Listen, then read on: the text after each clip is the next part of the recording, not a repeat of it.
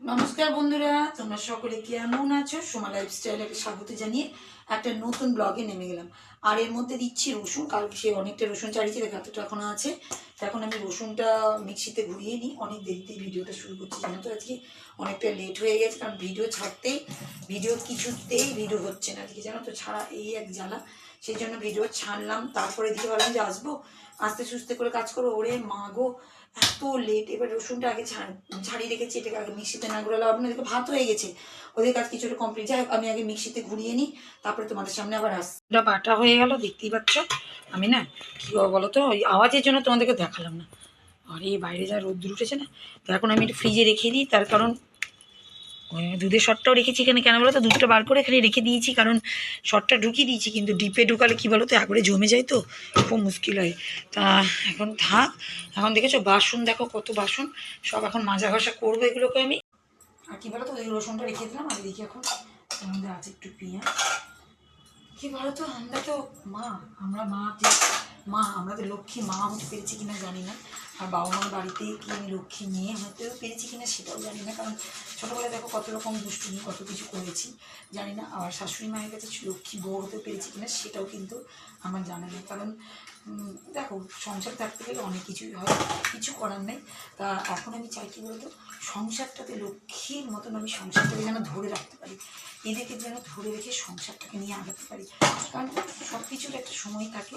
এখন আমি সংসারটাকে বেশি ভালোবাসি, ওই জন্য সংসারটাকে সবসময় করি যে যেন লক্ষ্মীর মতন ধরে রাখি। কারণ এই যে কাজ তো নিজের হাতে করছি না, সেই জন্য মনে হচ্ছে যেন আমার সংসার আমি কীভাবে সব দিকে সুন্দরভাবে রাখবো, কীভাবে করবো না, সেটাই হচ্ছে আমার সব থেকে বড়ো চিন্তা। যেমন দেখো, এটা ভেঙে গেছে, আমি কিন্তু ফেলিনি, এটা কিন্তু কাজে লাগা। আর ওদিকে তোমাদের দাদাভাইতে চলে গেল বাজারে। তা এদিকে আমি ব্যবস্থা করছি টিফিনের জন্য।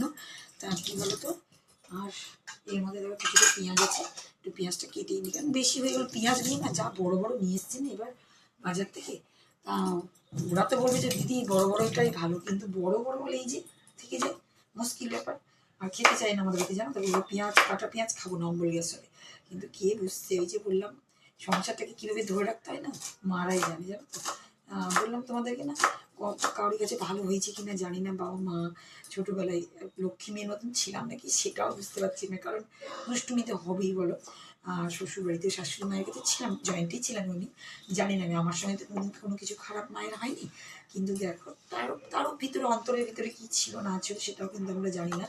কিন্তু সংসারটাকে আমি কিন্তু লক্ষ্মীর মতো করতে চেষ্টা করি, জানো তো, কারণ লক্ষ্মী মা যদি আমি না হই বা বউ না হই, তো সংসার। আর এদিকে তেলটা চাপিয়ে দিলাম, এবার ওষটা চাপিয়ে দিই।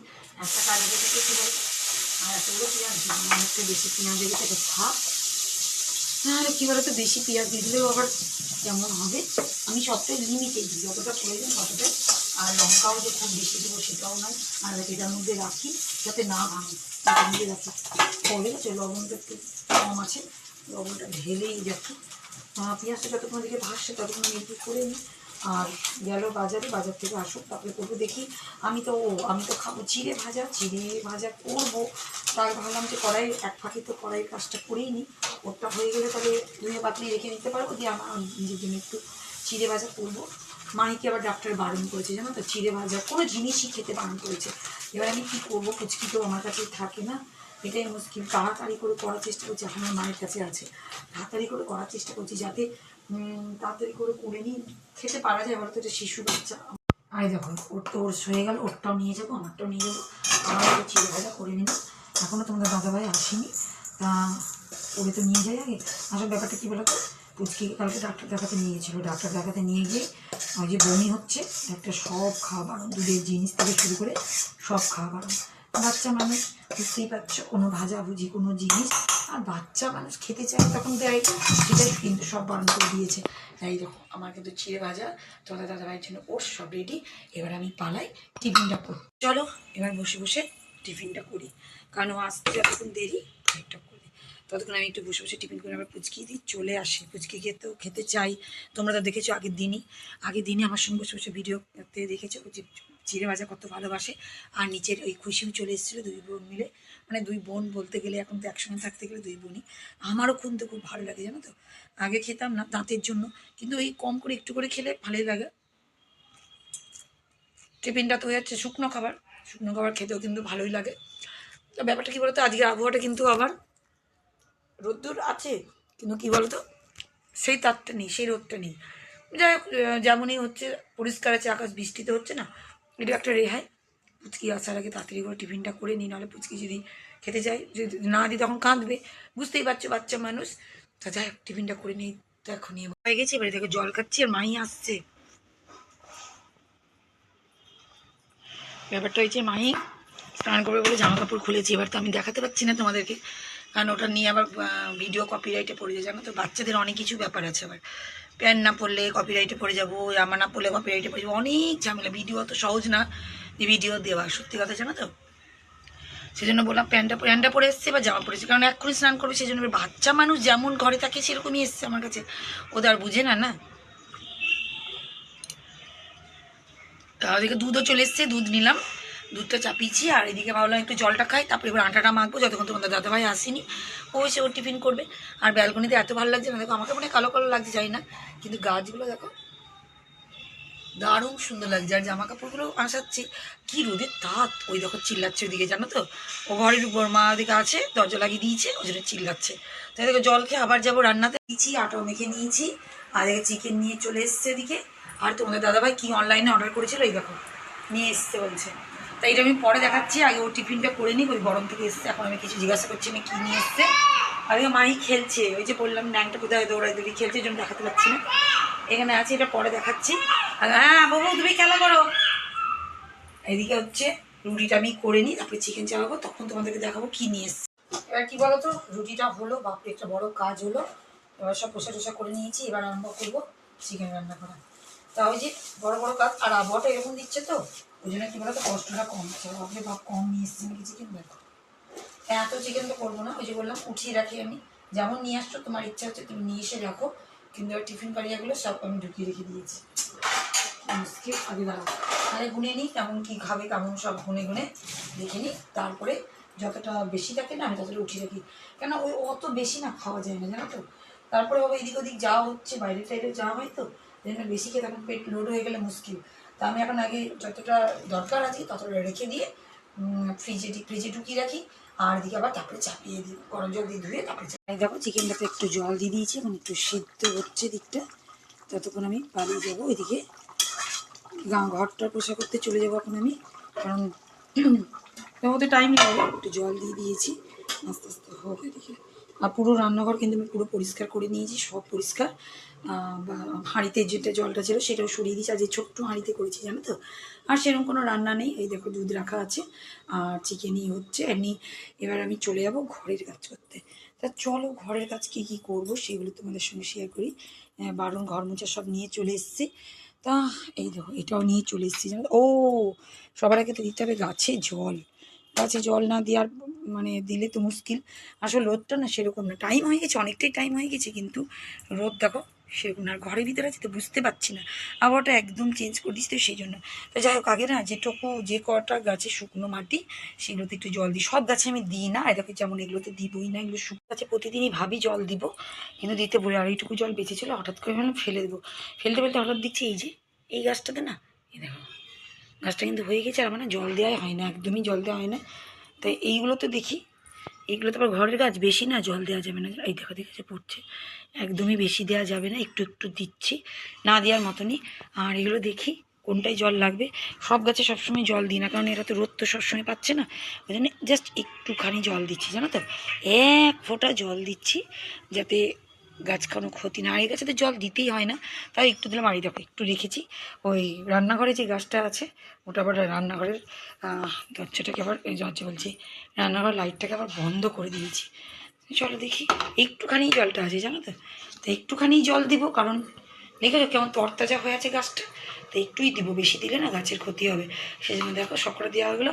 এদিকে কিন্তু চিকেনটা একদম ফুটছে টকবক টকবক করে, তো এদিকে গাছে টাছে জলটা দেওয়া হবে, এবার ঘর বসে করবো। তাই করতে করতে দেখছি কী বলো তো, সোনার কানেরটা খুলতে গিয়ে দেখছি কি নোংরা দেখছি জানো তো। এই দেখো আড়িটার মধ্যে রাখি, দেখো কপুর রাখার জায়গাটার মধ্যে রাখি, এই দেখো দেখেছো, এই দেখো এর পিছনে কিন্তু প্রচুর নোংরা। কী করবো, একটু সার্ফ দিয়ে ভিজিয়ে দিই, নাকের কানের নাকেরটাকে খুলে দিই, তাহলে পরিষ্কার বেশি তো লাগবে না, একটুখানি লাগবে। আর সেদিন পাইপটা সব দিয়েছিলাম, একদম চকচক চকচক টকটক হয়ে গেছিলো জানো, কারণ এটাতে সবসময় পড়া হয় না, এগুলো তো রাখবেই, নোংরা হবে এগুলো। আংটিটাকেও দেবো, আংটিটাও এত নোংরা হয়েছে না কেন বলো, কাজ করি তো এই হাত দিয়ে তো সারাদিন কাজ করছি, সারাদিন চলছে, ভিজিয়ে দিই স্নান টান করে উঠে, নাহলে কালকে রাত্রেবেলায় দিলে সব থেকে ভালো হয় জানো তো, এগুলো রাত্রেবেলায় দিলে বেশি নোংরাটা চলে আর একটু জলদি ভিজিয়ে দিলাম। গলার টলারগুলো খুলছি না আজকে, এইগুলো সব খোলা থাক, যেগুলো ভীষণ নাকেরটা খুলে দিই। চিকেনটা কিন্তু হওয়ার দিকে আছে, একটু সিদ্ধ হয়ে গেছে, কিন্তু এতটা ঝোল রাখবো না বলে আমি ফুটতে দিয়েছি, এদিকে হচ্ছে হোক, ততক্ষণ দিকে মোছামুছিগুলো হয়ে গেল। এবার আমি কী হয়েছে সার্ফ দিয়ে নিয়েছি একটুখানি, সকালে তো রান্নাঘরটা করিয়ে নিয়েছি, আরেকবার এখন করলাম। এবার তারপরে এই যে দেয়ালগুলো, এগুলো একটু কাজ, এগুলো না করে তো পারে না, শান্তি পাই না। তারপরে ঘরটার ঝাঁট দিয়ে ঘরটার মোছা হবে, হিসেবে সব কাজ আছে জানো তো, প্রচুর কাজ। তাই করতে করে চিকেনটাও হয়ে যাবে, আমার সুবিধা হবে। তারপরে চলে যাবো স্নান করতে। টাইম কিন্তু অনেকটাই হয়ে গেছে, কিন্তু টাইমে চিন্তা করলে তো আমার চলবে না। এদিককার মোছা হয়নি, এই সব দিকই মুছি, ভেবো না যে আমি কোনো কোনা ছেড়ে দিই, সব দিক করি। এই জন্য বললাম না, সংসারটাকে ধরে রাখার জন্য অনেকটাই চেষ্টা করি, কিন্তু সেটা ভাগ্যের ব্যাপার। সংসার ধরে রাখাটা হচ্ছে ভগবানের লেখা, কাকে কতদিন কীভাবে ধরে রাখতে পারবো সেটা বুঝতেই পারছো তোমরা। তা সবই ভগবানের বিধির বিধানের উপরে আমরা কিন্তু কোনোটাই কিচ্ছু করতে পারবো না। চেষ্টা করলেও তুমি কিন্তু কিচ্ছু করতে পারবে না, কারণ ওনার উপরে কেউ উঠতে পারবে না, এটাই হচ্ছে সব থেকে বড়ো জিনিস। তা মুছামুছি সাইড করে দিয়েছি, আর এদিকে পর্দা দিয়ে দিলাম, একদিকটা খোলা রাখলাম, তার কারণ হচ্ছে গাছটা আছে সেই জন্য। আর ওদিকে চিকেনটা কিন্তু হয়ে গেছে, আর আমার মুছাটা কিছুটা কমপ্লিট হয়ে গেছে, এই ঘরটা পুরো কমপ্লিট। দেখো আর একটু সার্ফে জল আছে, আমি করবো। তা এই দেখো হয়ে গেছে দিকটা। এবার না আমি একটু গরম মশলা দিয়ে দেবো, তাহলে আমার পুরো রান্নাটা কমপ্লিট হয়ে যাবে, তাহলে আমার চিন্তা থাকবে না। নাহলে আমি ওই শান্তি মনে ঘরের আরও যেসব ওই ঘরের দেয়ালগুলো জানালাগুলো ওগুলোকে মোছা, সেটা কিন্তু আমি করতে পারবো। তাহলে কী বলো তো, সুবিধা হবে। একটু গরম মশলা বেশি করে দিচ্ছি, কারণ চিকেন তো চিকেনটা বেশি লাগলে ভালো লাগে। হ্যাঁ বেশি মানে খুব বেশি নয়, যতটা প্রয়োজন ততটাই দিলাম। তা দেখো তোমাদের সামনে কিন্তু দেখিয়ে দিলাম চিকেন রান্নাটাও করা কমপ্লিট। আর আমি এবার পালিয়ে যাবো ওইদিকে, ঘর দৌড় মুছা আর যেসব কাজ আছে সেগুলো শেষ কাজ, ঘরটা মুছা। তাই এই ঘরটা ব্যালকনিটা মুছছি, ওই দিকটা মুছেছি, ডাইনিং টেবিলের তলাটা লাগলো না। আমি কী করি বলো তো, চালাকি করে কাজ করি, একবারে আমি এইভাবে করি না যে একবারে এইটাই জায়গাটা মুছতে হবে, এটা না, আমি না চালাকি করি, যখন যেখানে পাই আগে মুছে নিই। তো ওই দিকটা মুছে নিয়েছি, তারপরে দিকে ব্যালকনিটা আসলাম মুছতে, আর আবার মাটিটা নিচে নামিয়ে দেবো, কারণ মোছার পরে ভাবো এখানে রোদ্দুরটা এখানে বেশি আসবে, এই জায়গাটায় আসবে, আর সেই জন্যই শুকিয়ে যাবে রোদে মাটিটা শুকিয়ে গেলে উঠিয়ে রাখতে পারবো, অন্যান্য যখন গাছ লাগাবো তখন সেই সুবিধা হয়, তাহলে ভাবো।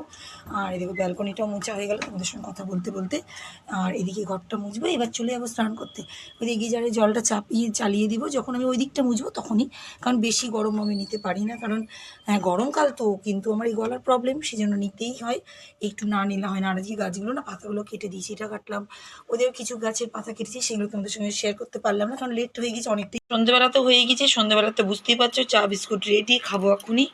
আর দেখো জল বলছি, দেখো মাটিটা নিয়ে এসে ঘরে রেখেছি, আজকে ওই ঘরে রাখবো, ফ্যানটা চললে না শুকিয়ে যায় তাড়াতাড়ি জানো তো। আর বাইরে রাখছি না কেন বলো তো, এই যে বাইরে আর ভয় জানো তো, খবরে কী অন্ধকার, কী গরম বাইরে, ভবিষ্যৎ গরম, বাপরে বাপ, মনে হচ্ছে আবার ঝড় বৃষ্টি কিছু একটা আসবে, সে অবস্থা। ফ্ল্যাক্স জ্বালিয়ে ভিডিওটা করছি জানো তো। আসলাম কেন বলো তো ব্যালকনিতে, এই দেখো সন্ধ্যাবেলাতে ফুল দেখার জন্য, কালকে প্রচুর হয়েছিল, প্রচুর ফুল হয়েছিল, কিন্তু আমি তোমাদেরকে দেখাতেই পারিনি, কারণ না ইচ্ছা করে না ব্যালকনিতে আসতে। আর বাইরে বেশি গরম দেখছি তো, ঘরে আমাদের তো সেরকম গরম নেই, এটা মনে হচ্ছে কালকের মধ্যে ফুটে যাবে জবা ফুলটা জানো তো। তাহলে যাই হোক, এই দেখো ভূমিসানি গরম, আবার মনে হচ্ছে ঝড় বৃষ্টি নামবে, বাপরে পালায়।